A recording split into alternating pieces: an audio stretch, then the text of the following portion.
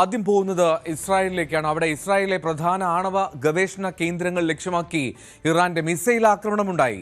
ദിമോണ, Arad എന്നീ നഗരങ്ങളിൽ വലിയ നാശനഷ്ടമാണ് റിപ്പോർട്ട് ചെയ്യപ്പെട്ടത്. 100ഓളം പേർക്ക് പരിക്കേറ്റു. ശക്തമായിട്ടുള്ള തിരിച്ചടി തുടരുമെന്നാണ് ഇസ്രായേൽ പ്രധാനമന്ത്രി ബെഞ്ചമിൻ നെതന്യാഹുവിന്റെ വാക്കുകൾ. അതേസമയം ഹോർമുസ് കടലിടുക്ക് 48 മണിക്കൂറിനുള്ളിൽ തുറന്നില്ല എങ്കിൽ ഇറാനിലെ പവർ പ്ലാന്റുകൾ തകർക്കുമെന്ന് US പ്രസിഡന്റ് ഡൊണാൾഡ് ട്രംപ് മുന്നറിയിപ്പ് നൽകി. അജയ് സുധാബിജു വിവരങ്ങൾ നൽകും. അജയ്, പശ്ചിമേഷ്യയിൽ അത്ര നല്ല മോർണിംഗ് അല്ല എങ്കിൽ പോലും ഇസ്രായേലിലെ ഈ പ്രധാന ആണവ ഗവേഷണ കേന്ദ്രങ്ങൾ ലക്ഷ്യമാക്കിയുള്ള ഇറാന്റെ മിസൈൽ ആക്രമണം അത് ഈ അടിക്ക് തിരിച്ചടി എന്ന മട്ടിലാണല്ലോ. അത് എത്രത്തോളം രൂക്ഷമായിരുന്നു? വലിയ നാശനഷ്ടമുണ്ടോ? ഒരു നാശനഷ്ടം തന്നെയാണ് ഈ രണ്ട് ഇസ്രായേലിന്റെ തെക്കൻ നഗരങ്ങളിലും റിപ്പോർട്ട് ചെയ്തത്. നിരവധി കെട്ടിടങ്ങൾക്ക് ഉൾപ്പെടെ നാശനഷ്ടങ്ങൾ സംഭവിച്ചു. നിരവധി പേർക്കാണ് പരിക്കേറ്റത്. നിലവിൽ പുറത്തു വന്നിട്ടുള്ള കണക്കുകൾ പ്രകാരം ഏതാണ്ട് 100ലധികം പേർക്ക് പരിക്കേറ്റതായിട്ടാണ് വിവരം. ഇതിൽ 88 പേരെ ഗുരുതരാവസ്ഥയിൽ വിവിധ ആശുപത്രികളിൽ പ്രവേശിപ്പിച്ചിട്ടുണ്ട്. പലരുടെയും നില അതീവ ഗുരുതരം തന്നെയാണ് എന്നാണ് പുറത്തു വരുന്ന റിപ്പോർട്ടുകൾ. ഇപ്പോൾ സ്ക്രീനിൽ കാണാം തെക്കൻ ഇസ്രായേൽ നഗരങ്ങളിൽ നടന്നിട്ടുള്ള ആക്രമണത്തിന്റെ തോത് എത്രമാത്രമാണ്. നിരവധി കെട്ടിടങ്ങൾ ഉൾപ്പെടെ നിലം പൊത്തുന്ന ഒരു സ്ഥിതിയുണ്ടായി. കടുത്ത രീതിയിലുള്ള ആക്രമണമായിരുന്നു.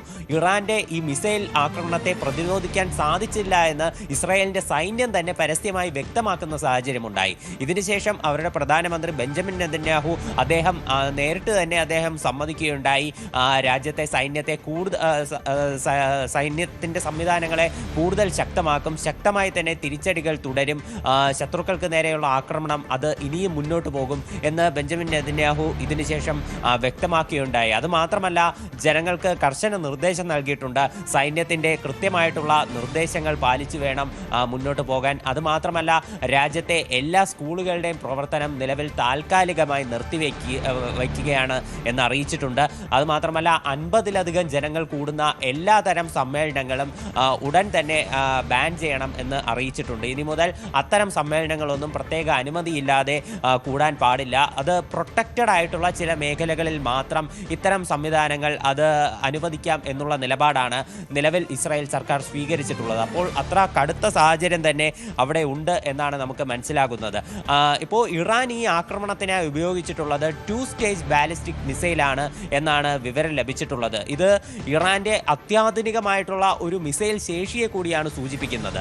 US പല ആവർത്തി എടുത്തു പറഞ്ഞിട്ടുള്ള ഒരു കാര്യമാണ് ഇറാന്റെ മിസൈൽ സംവിധാനങ്ങളെ പൂർണ്ണമായി ഇല്ലാതാക്കി എന്നുള്ളത്. ട്രംപിന്റെ ഇന്നലെ പുറത്തു വന്ന ഒരു പോസ്റ്റ് ഉണ്ടായിരുന്നു. അതിൽ തന്നെ US അവരുടെ ലക്ഷ്യങ്ങളെല്ലാം കണ്ടു കഴിഞ്ഞു, ഇറാന്റെ എല്ലാ മിസൈൽ സംവിധാനങ്ങളെ നശിപ്പിച്ചു എന്നാണ് US അവകാശപ്പെട്ടത്. എന്നാൽ ഈ 2 സ്റ്റേജ് ബാലിസ്റ്റിക് മിസൈൽ ഉപയോഗിച്ചുകൊണ്ട് ഇസ്രായേലിന്റെ ലോകത്തിലെ ഏറ്റവും വലിയ ഡിഫൻസ് സിസ്റ്റമുള്ള ഇസ്രായേലിന്റെ സൈന്യത്തിന്റെ കണ്ണുവെട്ടിച്ച് നടന്ന ഈ ആക്രമണം അത് തീർച്ചയായിട്ടും ലോകരാജ്യങ്ങളെ ഒന്നാകെ ഞെട്ടിച്ചിരിക്കുകയാണ്. അത് മാത്രമല്ല, ഇറാനിലെ പല നേതാക്കളും അവകാശപ്പെടുന്നത് പോലെ അവരുടെ ആ ഒരു അത്യാധുനികമായിട്ടുള്ള മിസൈൽ സംവിധാനത്തിന്റെ ഒരു തോത് അത് എത്രമാത്രമാണ് എന്നതിൻ്റെ ഒരു അടയാളം കൂടിയായി മാറിയിരിക്കുകയാണ് ഈ ആക്രമണം. ഇത് ഇസ്രായേലിലുള്ള ഒരു പ്രധാന ആണവ ഗവേഷണ കേന്ദ്രം സ്ഥിതി ചെയ്യുന്ന ഒരു കേന്ദ്രത്തിന് സമീപമുള്ള 2 നഗരങ്ങളിലായിരുന്നു ആക്രമണം.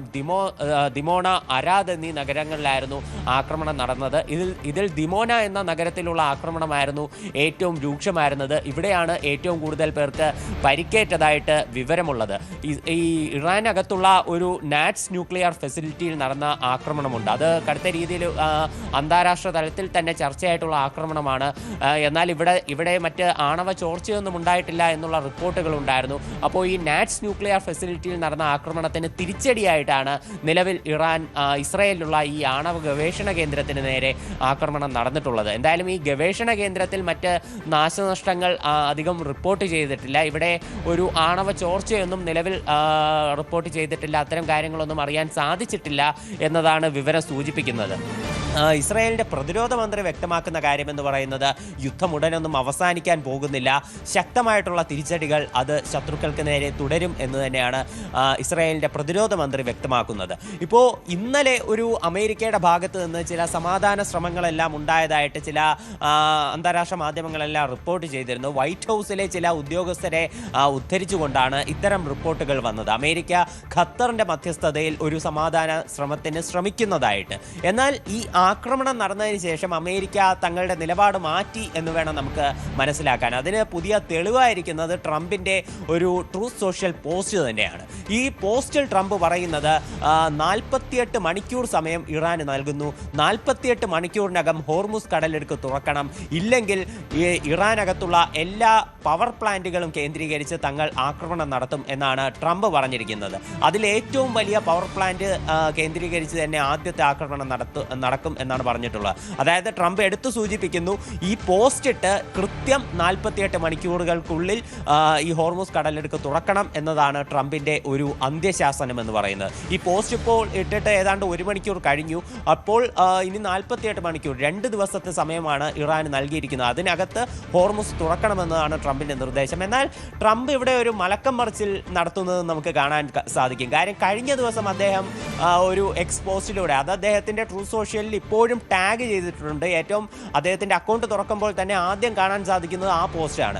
അതിൽ അദ്ദേഹം പറഞ്ഞിട്ടുള്ളത് ഇറാന് നേരെയുള്ള സൈനിക നടപടികൾ അവസാനിപ്പിക്കാൻ വേണ്ടിയിട്ടുള്ള ആലോചനയിലാണ്. US തങ്ങളുടെ ലക്ഷ്യങ്ങൾക്ക് അരികിലെത്തിക്കഴിഞ്ഞു. അതുമാത്രമല്ല ഹോർമുസിൻ്റെ സുരക്ഷ അത് US-ൻ്റെ ഉത്തരവാദിത്തമല്ല. ഇതുവഴി ഹോർമുസ് കടലിടുക്ക് വഴി US യാതൊരു വ്യാപാരവും നടത്തുന്നില്ല. ഇത് അതുവഴി വ്യാപാരം നടത്തുന്ന മറ്റ് രാജ്യങ്ങളുടെ, പ്രധാനമായിട്ടും ഏഷ്യൻ രാജ്യങ്ങളുടെയും യൂറോപ്യൻ രാജ്യങ്ങളുടെയും ഉത്തരവാദിത്തമാണെന്ന് ട്രംപ് ഇന്നലെ പറഞ്ഞിരുന്നു. അതിൽ നിന്ന് നേരെ വിപരീതമായിട്ടുള്ളൊരു കാര്യമാണ് ഇന്ന് അദ്ദേഹം പോസ്റ്റ് ഇട്ടിരിക്കുന്നത്. അതായത് ഹോർമുസ് ഉടൻ തുറക്കണം, ഇല്ലെങ്കിൽ US ആക്രമണം നടത്തും എന്നാണ് ട്രംപ് ഇന്ന് പറഞ്ഞിട്ടുള്ളത്. എന്തായാലും ഇസ്രയേലിൽ നടന്നിട്ടുള്ള ഈ ആക്രമണമാണോ ട്രംപിൻ്റെ മനംമാറ്റത്തിന് കാരണമായിട്ടുള്ളത് എന്നുള്ളത് വ്യക്തമല്ല. എന്തായാലും ബെഞ്ചമിൻ നെതന്യാഹു ശക്തമായി തന്നെ ഈ ആക്രമണത്തെ അപലപിക്കുന്നു. അദ്ദേഹം പറഞ്ഞത് ഇസ്രയേലിന് ഇന്നൊരു നല്ല ഈവനിങ് ആയിരുന്നില്ല, ഇത് ശക്തമായിട്ടുള്ള വളരെ മോശം രീതിയിലുള്ള ആക്രമണമാണ് നടന്നത്, അവിടെയുള്ള സാധാരണ ഡിഫൻസ് ഫോഴ്സിൻ്റെ ഉൾപ്പെടെ ശക്തി അത് കൂടുതൽ മുന്നോട്ട് കൊണ്ടുപോകും എന്നുൾപ്പെടെ നെതന്യാഹു പറഞ്ഞു. മാത്രമല്ല യുദ്ധം കൂടുതൽ ദിവസം നീളും എന്നതിൻ്റെ സൂചനകളാണ് ഇസ്രയേലിൻ്റെ അധികൃതരുടെ ഭാഗത്തു നിന്ന് ലഭിക്കുന്നത്. എന്തായാലും ഇത് ഒരു ആശങ്കപ്പെടുത്തുന്ന സാഹചര്യം തന്നെയാണ്. ഈ ആക്രമണം നടന്നതിന് പിന്നാലെ ടെഹ്റാനിലുള്ള സർക്കാർ കേന്ദ്രങ്ങൾ ലക്ഷ്യമാക്കി ഇസ്രായേൽ ആക്രമണം നടത്തിയതായിട്ട് IDF സ്ഥിരീകരിച്ചിട്ടുണ്ട്. എന്തായാലും അതിപ്പോൾ നിലവിൽ പുറത്തു വന്നിട്ടുള്ള ഒരു മുന്നറിയിപ്പാണ്. ഇതിൻ്റെ മറ്റ് നാശനഷ്ടങ്ങൾ വിവരങ്ങളൊന്നും നമുക്കിതുവരെ ലഭ്യമായിട്ടില്ല. ടെഹ്റാനിലെ സർക്കാർ കേന്ദ്രങ്ങൾ ലക്ഷ്യമാക്കി ആക്രമണം നടത്തി എന്നൊരു മുന്നറിയിപ്പാണ് നിലവിൽ IDF പുറപ്പെടുവിച്ചിട്ടുള്ളത്. അതേസമയം ഹോർമുസ് കേന്ദ്രീകരിച്ച് ഇപ്പോഴും ആക്രമണങ്ങൾ നടക്കുന്നതായിട്ട് നമുക്ക് വിവരങ്ങളുണ്ട്. UK മാരിടൈം ട്രേഡ് ഓപ്പറേഷൻസ് നിലവിലൊരു ആക്രമണം UAE-യുടെ തീരത്ത് നിന്ന് 11 നോട്ടിക്കൽ മൈൽ അകലെ റിപ്പോർട്ട് ചെയ്തിട്ടുണ്ട്. ഒരു വലിയ കണ്ടെയ്നർ കാരിയർ ആക്രമിക്കപ്പെട്ടു എന്നാണ് വിവരമുള്ളത്.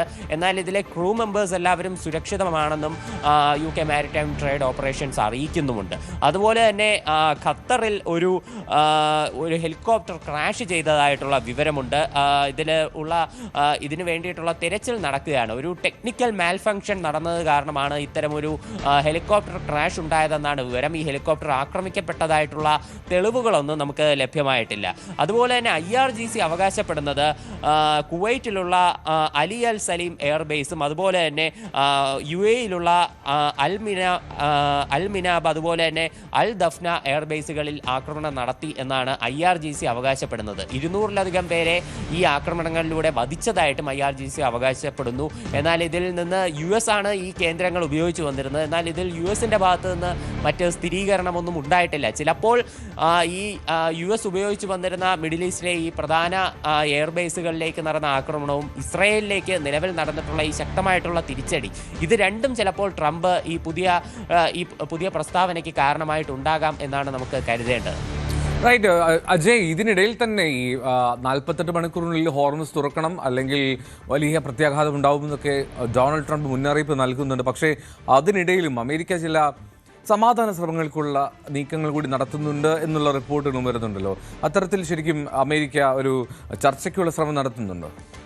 ഇത് വൈറ്റ് ഹൗസിലെ ചില ഉദ്യോഗസ്ഥരെ ഉദ്ധരിച്ചുകൊണ്ടാണ് ചില അന്താരാഷ്ട്ര മാധ്യമങ്ങൾ ഇത്തരം വിവരങ്ങൾ പുറത്തുവിട്ടത്. ഖത്തറിന്റെ മധ്യസ്ഥതയിൽ അമേരിക്ക ഒരു സമാധാന ശ്രമത്തിന് നീക്കം നടത്തുന്നു.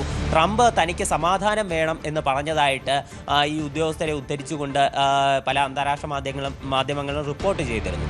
എന്നാൽ അതിനുശേഷമാണ് ഇസ്രായേലിലെ ഇത്ര വലിയ